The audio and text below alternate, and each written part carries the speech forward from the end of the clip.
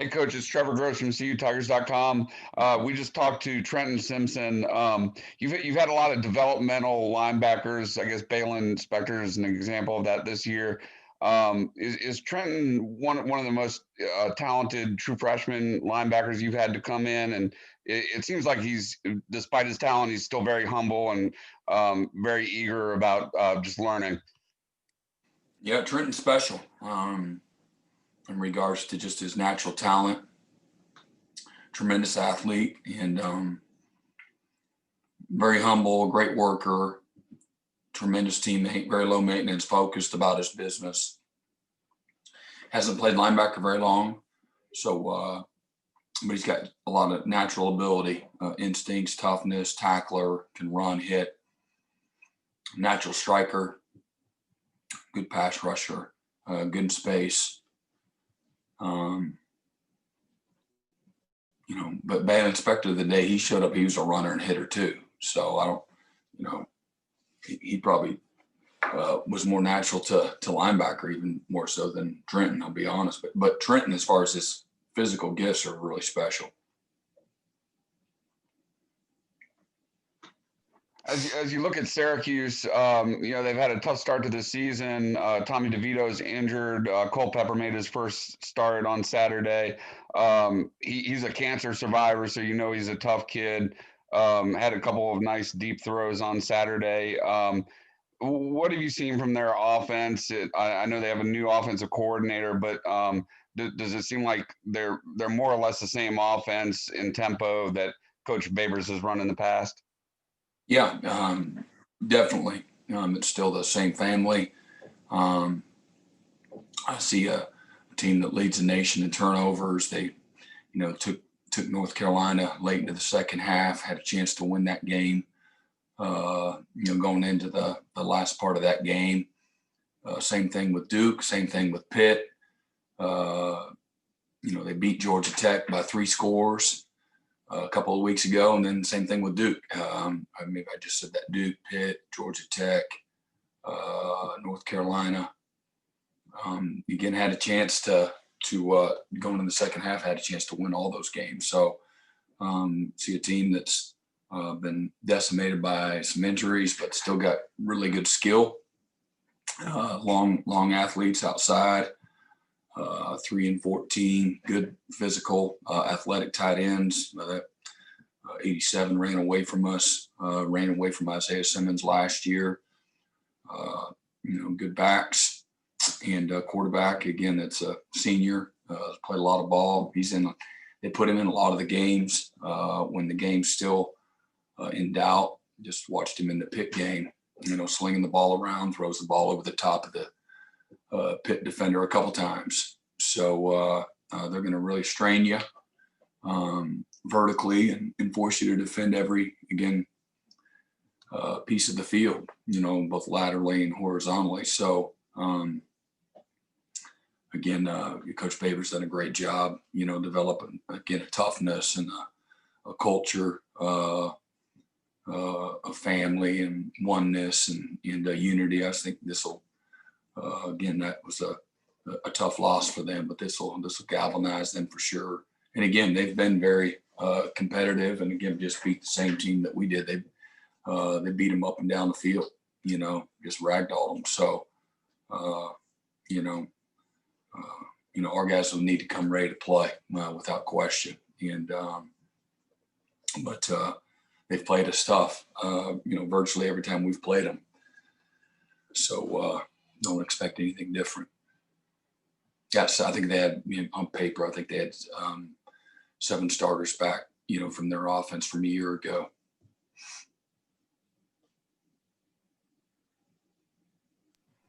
How about their running back coach, Tucker? I know they lost a running back too. They've had a lot of injuries, but that Tucker had a pretty good game on Saturday. Yeah, he's played well every time he's gotten in this year. Just watching all his reps, so really good physical runner, good instinct, got a good burst, runs through traffic and trash well. Really good player, very natural, good for their zone schemes and their gap schemes both. Excellent player, just a freshman. He's thick, got a really good low center of gravity, good balance. He's got some shiftiness to him. Good player. Brent, this is Pete at AP. Every year we wonder how you are going to replace guys like Isaiah and Kevon and Tanner. And every year it seems like you come up with some answers. I'm sure it's not an easy process, but how seamless is that transition from one team to another in order to keep this run going? Yeah, I mean, I don't, it doesn't ever feel easy. It feels very hard. And every year you just try to figure out your personnel, and then you try to utilize it based on their strengths and their weaknesses and so forth. And then there's a development aspect that you never know how that's going to take place. And we're still, without question, a work in progress and trying to figure a lot of those things out. What we can do, what we can't do, what we're capable of doing, what we can develop into.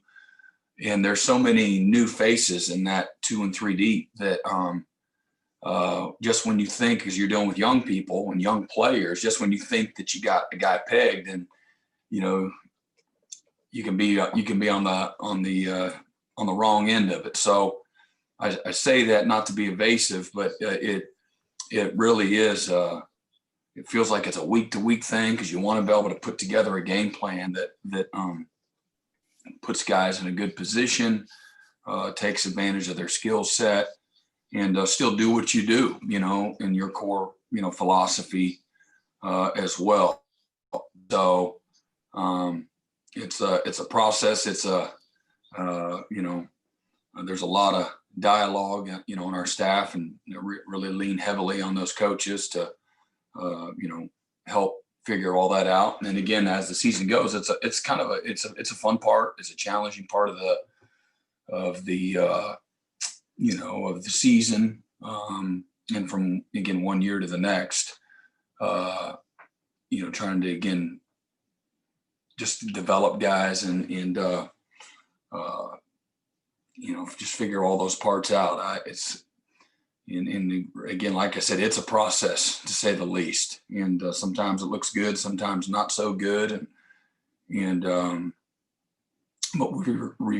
we have recruited well, both up front and in the back end. But just because you have talent, there's a lot of teams that have talented players, and you got to coach them, and then again you got to develop them, and then you got to put them in, again, systematically put them in a position, to be successful, to know what to do, to play with confidence, to play with aggression, to play with fundamentals. And that's as the season goes on, that's a never-ending process to me.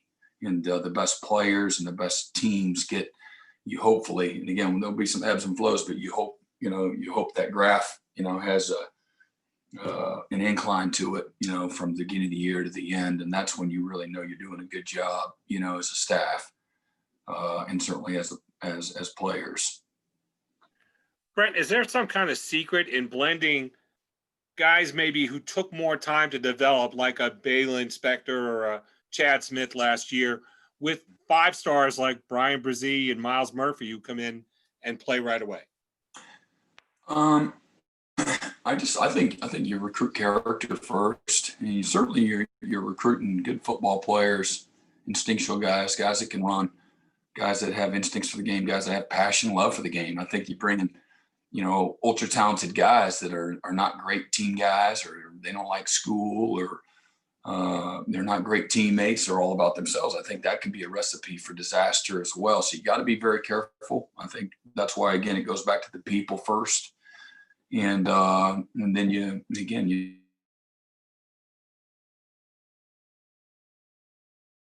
rankings and things of that nature. I think to be smart, you take all the information,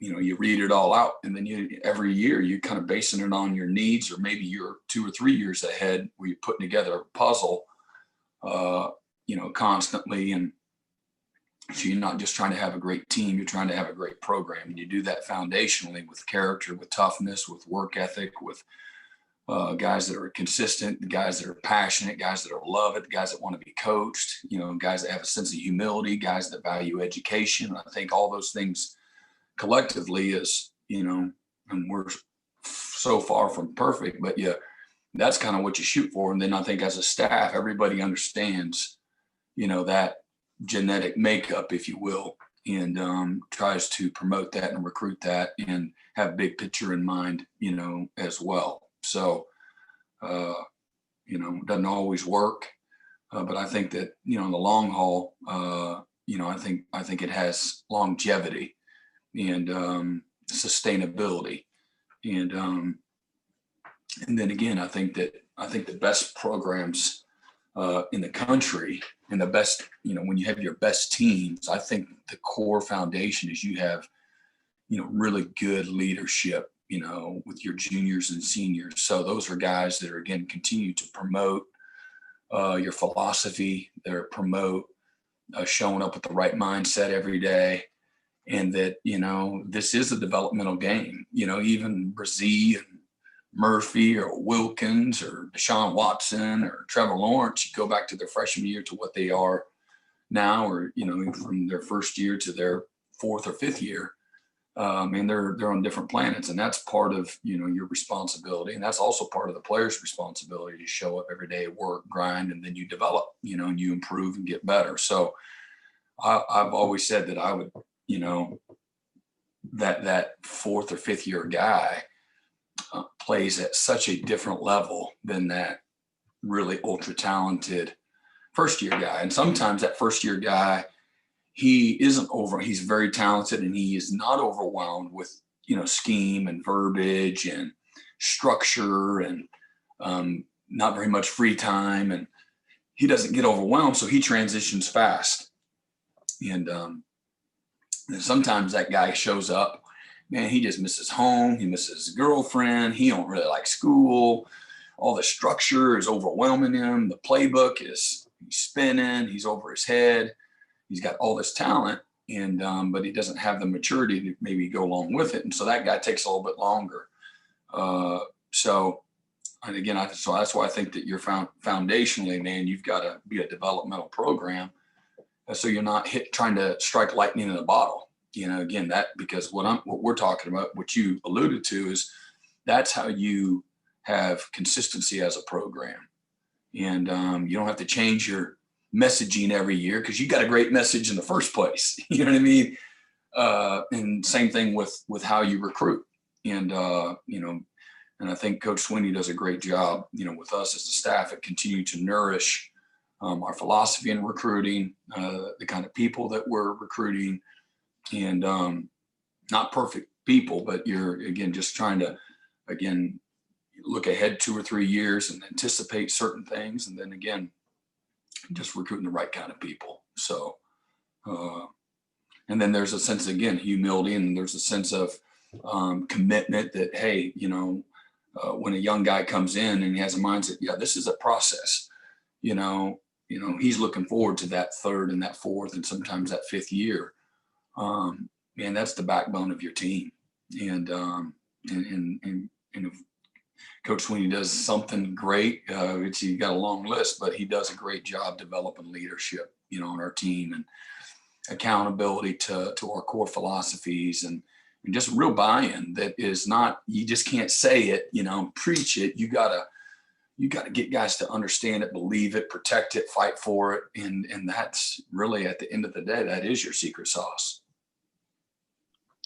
Brent, Larry Williams here. You mentioned that there's some things you're still trying to figure out as the season evolves and guys sort of grow into their roles. What or who sort of ranks at the top of that list right now of things you're still trying to figure out? It's a long list. I don't ever look. It's all important to me, and it's fundamentals, physicality, aggressiveness up front, precision in what we do, and the basics, and in your movements and your pressures and your disguises and your positioning on formations and alignments, and God, just getting guys to play with better discipline with their eyes. And again, when you're dealing with a whole bunch of young guys, you're dealing with those things every single day, just like as a parent. every day. It's about brushing your teeth, cleaning your room, turning the lights off, not eating candy when you're not supposed to, don't ruin dinner, get your practice gear ready, fill your water bottle up, you go down, the next day you got to start over again. You just say it again. Yeah. And it's like making donuts, man. It's just the same thing every day. And literally, so I wish it was just one or two things. The great thing is we got first world problems because we got really good kids. We got really talented guys. And we have a bunch of guys that love to work and have a sense of humility to them. But that list, for the most part, doesn't change any day of the week. And it's the same stuff every day, really. It's all of it. I'm not trying to be evasive, but fundamentals, alignments, eyes, precision, timing. It's not like, the rotation, what you can get away with, what you can't. It's, God, it's just, there's so much. And guys like Skowski and Nolan Turner, even DK to a certain degree, even Balin, that's played quite a bit. Those are guys that you're not having to coach them on that. They're actually out there coaching the other guys on those things that we're talking about. And Skowski's like, what are we doing? What are we doing? What's the big problem? That's not a hard, So I got to calm him down. Like, hey man, he just got here. So anyway, it's, again, like I said, I think if everyone would agree, watch us play, Wake Forest, it's so funny because they go and they're like, it's like a lot of these offenses, they go so fast. I'm trying to tell our guys going, and you think it's been fast. We go fast in practice. Our offense goes fast, and we got tempo periods, and then we play Wake, and a lot of the young guys in particular, but even the first group of guys that went out there, which there was, I think, 9 new starters. They were so mentally and physically just cooked, man. They were like, oh my God. And then when we put some of the freshmen in there, and they was like, hey man, can I come back out? I needed me a mental break because this is happening fast. And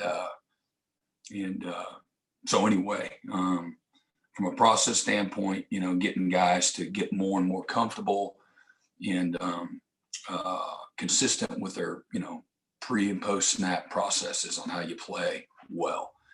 And then some of it, again, it's just, understanding. I think the best players, they play really well because they understand, what the supporting cast is doing. And so that, again, that takes time. We're in, statistics, and we're trying to teach them derivatives, and it's simple.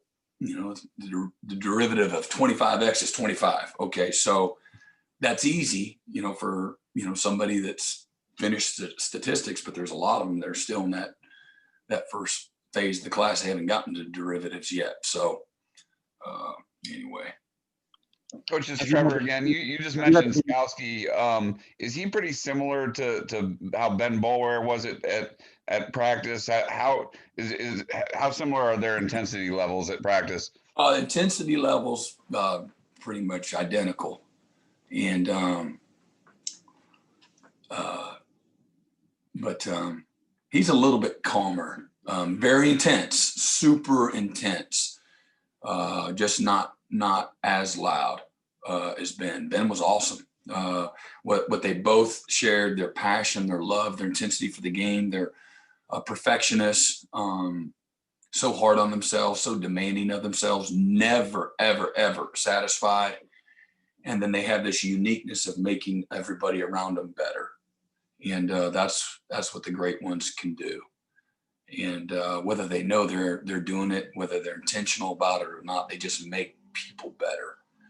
And when you have success as well, that validates, because players pay attention, and they're like, man, that guy shows up in the game. He makes all the same plays he makes in practice, man, because he's he's out there trying to dominate practice with a mindset and a sense of desperation that if I screw up on this play, we're going to lose every other game the rest of the year. And just having that, fight for your life mentality, like somebody's holding you down underwater and trying to drown you. And you're fighting for your success. You're fighting for your life. And when you have that, man, you naturally just strain. You can't help but get better. The strain's gonna make you better. And so hopefully that rubs off on guys. And we have a great core group. You talk about Skowski. That's what I love about our linebacking core, man.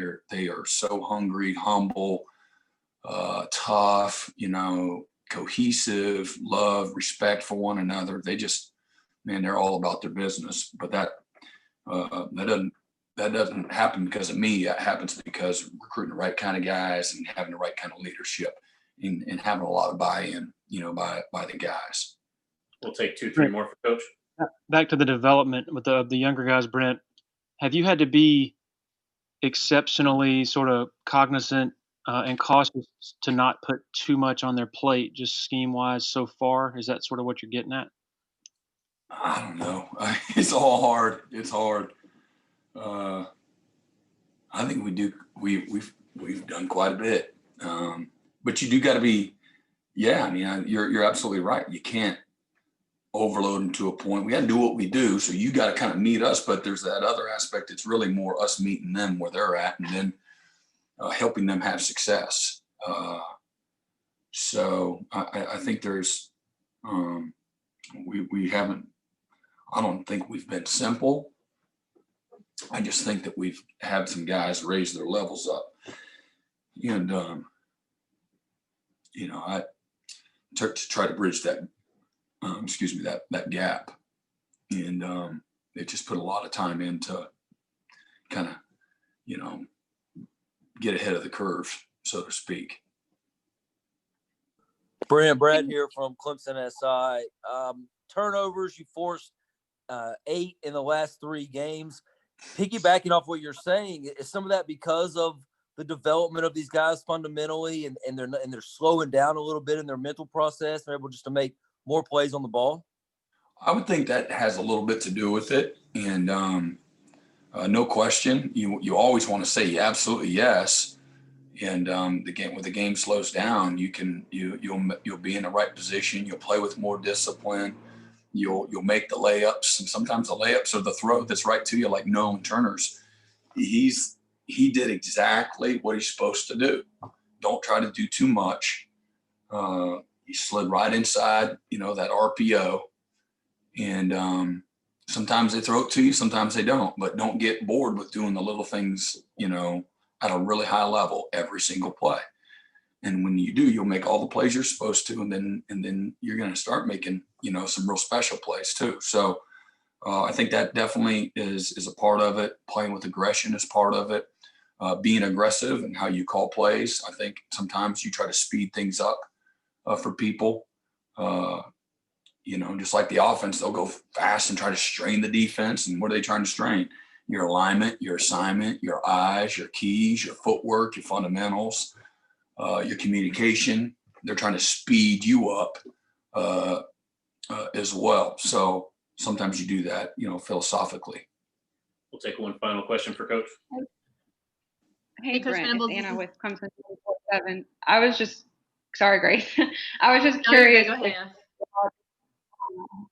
if you watched any of Georgia, Alabama, and if so, just anything that stood out, how Georgia tried to defend Alabama and just Alabama's success in the perimeter downfield.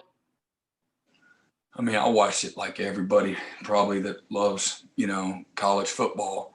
It was just stressful. I was stressed watching it. I'm no fun to watch it stuff with. I look at all the other stuff other than where the ball's going. I'm worried about all them real fast receivers at Bama or, Georgia was, smashing the ball down in the A gaps at will was the Zamir White. So I'm like no fun to watch games with. It was not fun. And you watch other people sometimes, you don't think much of yourself. I mean, that's how I am anyway. Sometimes you look at other people like, they're the 49ers and, the Cowboys. and but they both look really good. So, but really, you're looking at it just for entertainment. Even though, again, I'm not fun to watch it with. Too much analyzing and whatnot going on, but it was fun to be able to watch a few games. But other than that, I just saw a bunch of good players. Both teams got a very, very talented squad. So it'll be a fun year.